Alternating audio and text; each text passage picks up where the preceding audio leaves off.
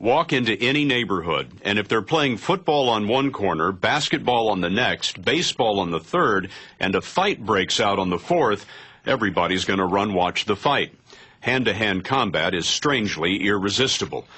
These days, the National Street Corner is on TV, where millions are being drawn to a new kind of fight called mixed martial arts, or MMA.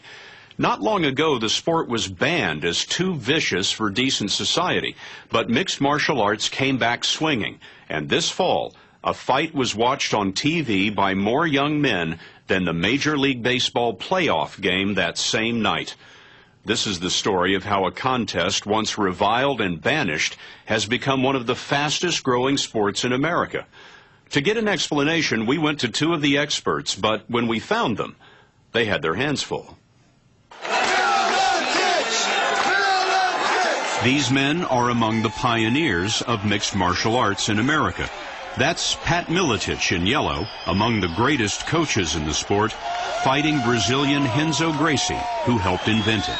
You cannot hide who you are once you step on the ring. If you're a coward, that will show it. You can't hide. It doesn't matter how much money you're getting paid. On the moment that that bell rings, the fight comes down. You forget about everything else. You think about surviving. You think about beating up the other guy. The name Gracie is to mixed martial arts as Ford is to cars.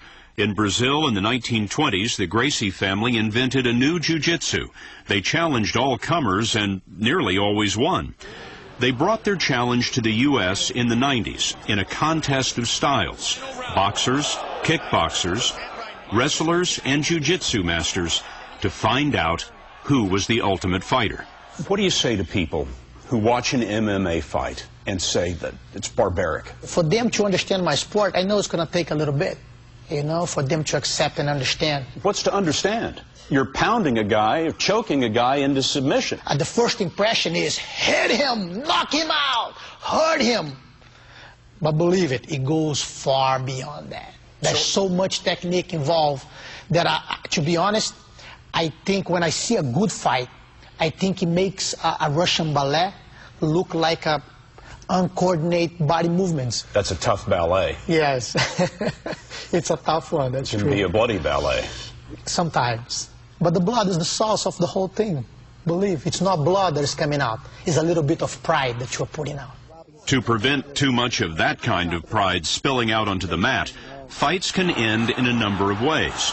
There's a knockout or a submission, a throat-squeezing or bone-straining hold that would do real harm if the loser didn't tap his opponent to signal surrender. And if the tap never comes, the ref can always jump in.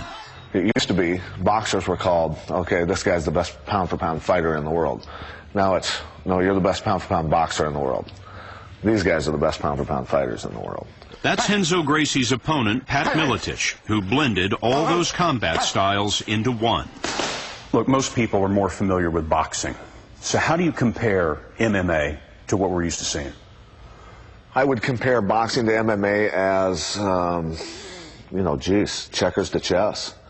You know, if you take the branches of a tree, all the techniques, if I do one submission hold on you, you have 3 different ways to escape. That's 3 more branches, and I have 3 more moves off of each one of those branches, and then it just keeps going from there. It's very complex. Complexity will win this match of the masters, where a recent medical study found that MMA fighters are less likely than boxers to suffer brain injury. There's a lot more options. It's a wrestling match. It's a jiu-jitsu match. It is partially boxing. It's not my only option to stand toe-to-toe with you and beat you in the face.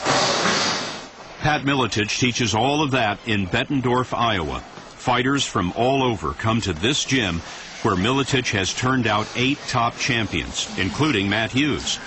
Hughes showed me some of the finer points when I tried to train with Team Miletich. They wrestle, they grapple. Why do I think this isn't going my way? They maul. Then they work endurance relays with a man on their shoulder. Miletich teaches power, top conditioning. Pull to the side, grab, take him down, yes, nice. Renzo Gracie is all about counterbalance and cunning. Let me ask you this. When the fight... Fight is over. Fight is over. Fight is over, question's over. Kenzo teaches the pretzel logic of Gracie's style at this gym in Manhattan, where we noticed there's only one picture hanging. Gracie and a fighter named Kazushi Sakuraba. In this fight in Japan, sponsored by the Pride League, Sakuraba broke Gracie's arm with this hold. Gracie never tapped out. He just let it break. He twists your arm completely inside out. Yes. I see the arm, but I don't see it on your face.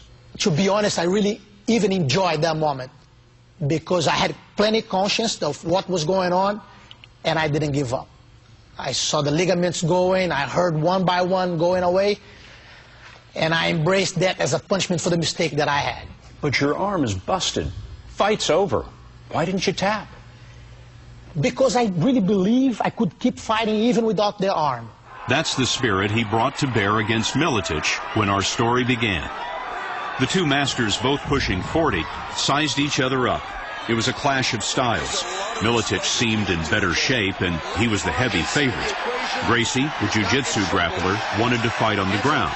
Miletich defended against the takedown. But there's a saying in this sport, there are so many ways to lose. That may be in trouble here. Gracie climbed the stronger Miletich like a tree, and inch by inch improved his position until he had his arm around Miletich's neck like a boa constrictor. Tighter, tighter, it's over.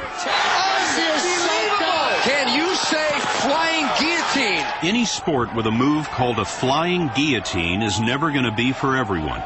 But the combat style the Gracies brought to America just a few years ago is quickly rising above boxing in popularity, at least among those who see beauty in the martial arts. People see a lot of times fighting as an ugly thing, as a thing that denigrates the human being. In reality, they see fighting on everything. Everything's fighting. Everything's fighting. Doesn't matter what it is. You wake up in the morning to get out of bed is a fight, believe it. So fighting is actually the best thing a man can have in his soul.